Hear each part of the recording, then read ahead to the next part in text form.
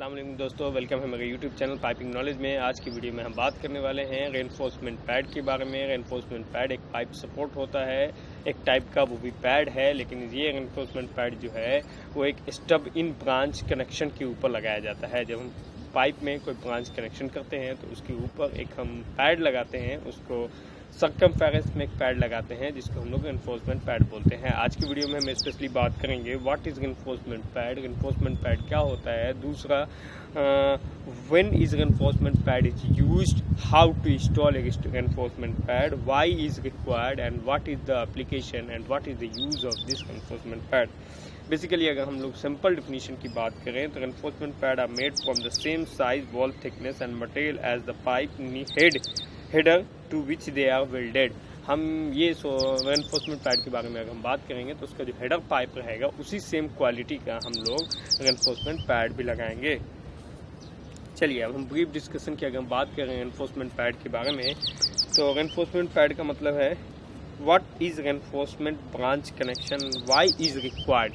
Reinforcement branch connection क्या होता है और ये क्यों रिक्वायर्ड होता है। तो स्पेशली अगर हम उसकी बात करें तो when we have a cut a hole of hole, अगर हम किसी भी ब्रांच में, जैसे हमारा 20 इंच का हेडर है, अगर उसमें से मुझे 8 इंच का ब्रांच कनेक्शन करना है तो हम उसमें ब्रांच कनेक्शन करने के लिए स्टबिन कनेक्शन करते हैं। स्टबिन कनेक्शन में होता है कि हम जहाँ पे हमारा ब्रांच आ रहा है वहाँ पे हमने एक होल किया, उस जो ब्रांच है, सपोज 8 इंच का ब्रांच है तो 8 इंच के बराबर हमने एक होल किया, पाइप को पाइप के अंदर डालकर उसको वेल्डिंग करते हैं और उसके ऊपर पैड लगाते हैं। तो बेसिकली अगर हम ये बात करें, when a hole to cut a hole, when we have to cut a hole in any straight pipe, किसी भी स्ट्रेट पाइप में अगर एक होल कट कर देता है, the bigger size of header and the pressure vessel and the suitable for the pipe purpose of stub in की वजह से किसी भी स्ट्रेट पाइप में अगर हम होल करते हैं, branch connection for the nozzle और किसी भी चीज़ के लिए अगर हम होल करते हैं, the effectively ensure the whole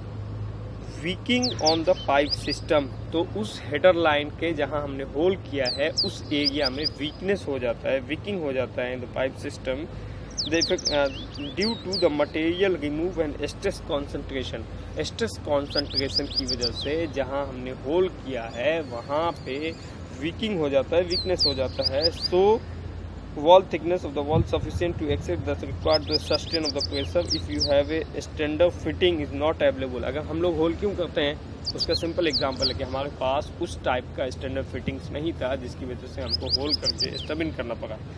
तो इसको कंपनसेट करने के लिए जो हमने कटिंग किया, वहाँ वेल्डिंग किया, तो उस वेल्डिंग के नियर बाई एरिया में जो वीकनेस हो जाती है, उस वीकनेस को कंपनसेट करने के लिए हम लोग RF पैड का यूज़ करते हैं। The branch is called the branch pad is called to maintain the strength of the pipe, that is called reinforcement branch connection। reinforcement branch connection कि हमने एक ब्रांच लगाया, अब ब्रांच लगाने के बाद उस ब्रांच के ऊपर एक पैड भी लगा दिया है तो उसको हम लोग कहेंगे reinforcement branch connection पैड। इसकी कुछ इंपॉर्टेंस बात है वो मैं आपको बताता हूँ। कुछ रूल है वो पैड बनाने का। रूल की अगर हम बात करें तो रूल है मटेरियल, मतलब same material as the run pipe. जो रन पाइप रहेगा आपका उसका सेम मटेरियल रहेगा। Width half of a diameter of the branch, half of the diameter में पहले हम एक होल करेंगे तो वो ब्रांच हो जाएगा, वो होल तो पाइप के लिए हो गया। फिर एक फुल ऑफ द डायमीटर में एक सर्कमफेरेंस मार के उसको कट करके वो पैड निकल जाएगा। मैं आपको पैड फिजिकली दिखाऊंगा वो कैसा होता है। Thickness, same thickness as the run pipe. ये 3 चीज़ें आपको इम्पोर्टेंट है वो याद रखनी होगी कि जो मटेरियल होगा वो थिकनेस होगा, वो सब उसी डिपेंड करता है, जो अपना रन पाइप होगा उसी के ऊपर डिपेंड करता है। चलिए अब मैं आपको, तो दोस्तों अब हम बात करेंगे इंस्टॉलेशन के बारे में। इंस्टॉलेशन कैसे करते हैं, पैड कैसा दिखता है, फिजिकली मैं आपको दिखा रहा हूँ। सबसे पहले हम इंस्टॉलेशन के बारे में बात करेंगे तो सबसे पहले हमें जो हेडर लाइन होगा जहाँ से मुझे ब्रांच निकालना है, जैसे कि आप ये हेडर लाइन देखें, टैंक से कनेक्शन होकर बाहर की तरफ आया है और यहाँ ब्लाइंड होकर ख़त्म होना, और इसमें से 3 ब्रांचें निकल रही है, 4 ब्रांच है। एक ब्रांच जो है वो इक्वल साइज़ का है तो T से निकला है, बाकी ब्रांच जो है अनइक्वल साइज़ का है। तो अनइक्वल साइज़ में कंपनी को या तो वेंडोलेट लगा के इससे ब्रांच निकालते हैं, अगर कंपनी के पास उतना पैसा नहीं है और उतनी वो क्रिटिकल लाइन नहीं है तो फिर उसमें हम लोग पाइप का स्टब इन और स्टब आउट करके ब्रांच लगाते हैं। जैसा कि आप यहाँ पे देख रहे हैं कि ये जो स्टब इन किया है, तो determine the location of the branch and make A round whole. पहले इसने लोकेशन का ब्रांच का डिटरमाइन किया। देखिए इसके सेंटर में आ रहा है, वेस्ट साइड में सेंटर में आ रहा है। Make hole and run pipe equal to the inside dia of the OD. ये वाले पाइप के स्टब इन है, तो मतलब ओडी के बराबर इन्होंने होल किया है और पाइप को फिटअप करके रखा हुआ है यहाँ। अब ये इसमें वेल्डिंग मारेगा। Place the branch and take the weld and the run pipe. Branch equal to the OD of run pipe. Branch में जो होल होगा वो equal to the OD of run pipe, मतलब जो हमारा ब्रांच निकल रहा है इस ब्रांच के ओडी से ज़्यादा उसमें होल करेंगे। Place the branch and take the weld on run pipe. उसके बाद वेल्डिंग करेंगे। Branch can be completely welded and perform NDT. पहले जो हम वो ब्रांच को कंप्लीट तरह से वेल्डिंग करेंगे, उसके बाद ही हम उसमें पैड के बारे में, तो पहले अगर हम फिटअप कर देंगे तो बाद में तो पैड लगेगा नहीं, इसलिए पहले हम पैड को घुसा देते हैं अंदर के साइड। उसके बाद उस ब्रांच को फिटअप करते हैं, ब्रांच को कंप्लीट वेल्डिंग करते हैं। वेल्डिंग करने के बाद उसका एनडीटी जो भी है वो एनडीटी को परफॉर्म करते हैं। वो एनडीटी कंप्लीट होने के बाद हम लोग फिर RF pad can be placed and the RF pad can fully in line in the run pipe. Sim is open space and remove. चले मैं अब आपको दिखाता हूँ। अगर इसमें सिम है लेकिन हमारा लाइन 20 इंच से नीचे है तो सिम होने का चांसेस कम है। Take the weld of RF pad and sufficient number of place. इसको फिर अब इसको टेकिंग कर लेंगे। टेकिंग करने के बाद हमें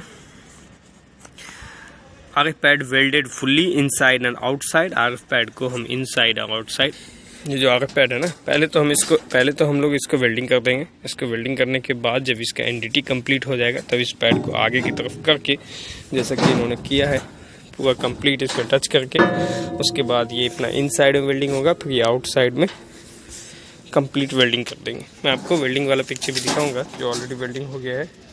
अगेन एनडीटी क्लियरेंस, उसके बाद उसका फिर से हमें इसका एनडीटी क्लियरेंस करना है। There is a small round hole present in RF pad normally called whip hole. ये जो small round hole, ये जो आप देख रहे हैं होल, ये दो बोथ साइड में होगा, यहाँ भी है, हर पैड में रहता है वो। इसको हम लोग whip hole कहते हैं। whip hole at the present at the side में हमेशा रहेगा, दोनों साइड में। By threading the hole is test gauge and threaded for the air and soft test for the leakage. जैसे हम ये पैड वेल्डिंग कर देंगे उसके बाद हम इसको न्यूमेटिक टेस्ट से इसको चेकिंग कर सकते हैं इस पैड की वेल्डिंग को। जिससे हम लोग यहाँ पे अपना गेज लगा करके, यहाँ गेज लगा के ये जो वेल्डिंग हमने किया है RF पैड की टेस्टिंग होती है। RF पैड का टेस्टिंग करने के लिए बात है, जब हमारा वेल्डिंग कंप्लीट हो जाएगा, टेस्टिंग कंप्लीट हो जाएगा, बाद में हम इसको whip hole serves as the vent during welding. ये वेल्डिंग के पीरियड में ये वेंट की तरह काम करता है। और इंटरप्ट गैस, जो इनसाइड में वेल्डिंग की वजह से गैस जनरेट होगा, उसको रिमूव करने के लिए हम लोग RF पैड का वेल्डिंग इसका यूज़ करते हैं। One important thing, after complete the pressure test we need to seal off weld whip hole। जब हमारा प्रेशर टेस्ट कंप्लीट हो जाएगा तो हम लोग इसको होल को सील भी कर देंगे, क्योंकि उसके बाद इसकी ज़रूरत नहीं। तो RF पैड के बारे में आपने समझा कि RF पैड जो है वो अनइक्वल ब्रांच में होता है। स्टबिन और स्टापआउट जॉइंट जो होता है, उस जॉइंट के ऊपर हम लोग RF पैड लगाते हैं। वो क्यों लगाते हैं मैंने आपको बताया कि कटिंग और वेल्डिंग के दौरान जो है वो उस एरिया में वीकनेस आ जाता है, तो उसकी वजह से उस वीकनेस को मेंटेन करने के लिए हम लोग उसके ऊपर पैड लगाते हैं। चलिए अब हम बात करते हैं RF पैड के बारे में, उसके यूज़ क्या क्या है।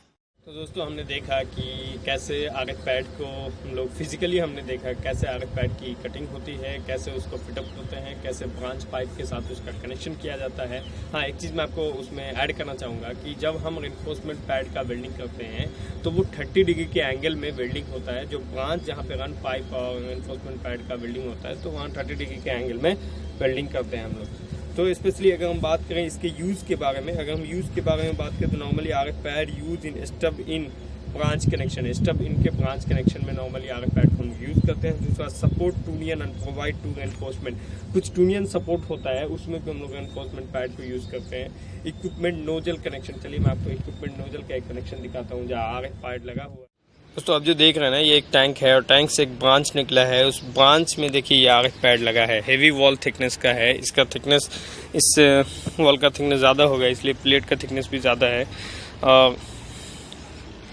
ये है वो branch connection, equipment nozzle branch connection. मैं कुछ और आपको, हाँ बोल ना। आप एक और ब्रांच कनेक्शन देख सकते हैं, ये 24 इंच का ब्रांच कनेक्शन है। इसमें रेनफोर्समेंट पैड हेक्सागोनली लगा हुआ है। तो इसी टाइप का ये इक्विपमेंट में भी नोजल में ब्रांच कनेक्शन लगा रहता है। इसमें देखिए वेल्डिंग कितना ज़्यादा है, क्योंकि ये प्लेट का थिकनेस ज़्यादा है, जिसकी वजह से इसमें वेल्डिंग ज़्यादा किया गया है। ये देखिए ये फाइनल आरएफ पैड वेल्डिंग के बाद ये ऐसा व्यू होता है। इसमें डबल पैड लगा है, क्योंकि इसमें ज़्यादा ब्रांच निकला हुआ है, जिसकी वजह से ये डिपेंड करता है आपके डिज़ाइन के ऊपर। ये जो आप देख रहे हैं, ये सब में डबल पैड लगा है कि पाइप का साइज़ ज़्यादा है, इसकी वजह से स्ट्रेंथ के ऊपर डिपेंड करता है। इस तरह से ये फाइनल व्यू है। तो आज की वीडियो में हमने देखा कि रेनफोर्समेंट पैड और आरएफ पैड क्या होता है, इसकी वेल्डिंग कैसे करते हैं, इसका एनडीटी कैसे होता है, और रेनफोर्समेंट ब्रांच कनेक्शन के इक्विपमेंट के नोजल के साथ क्या क्या कनेक्शन, कैसे कनेक्शन होता है, और रेनफोर्समेंट ब्रांच आरएफ पैड हम लोग क्यों यूज़ करते हैं, स्टब इन ज्वाइंट क्या होता है। ओके, मिलते हैं अगली वीडियो में। जब तक आप अपना ख्याल रखें, stay safe, stay healthy. Okay, अल्लाह हाफिज़। अगर आपको मेरी वीडियो पसंद आए तो लाइक कीजिए, सब्सक्राइब कीजिए।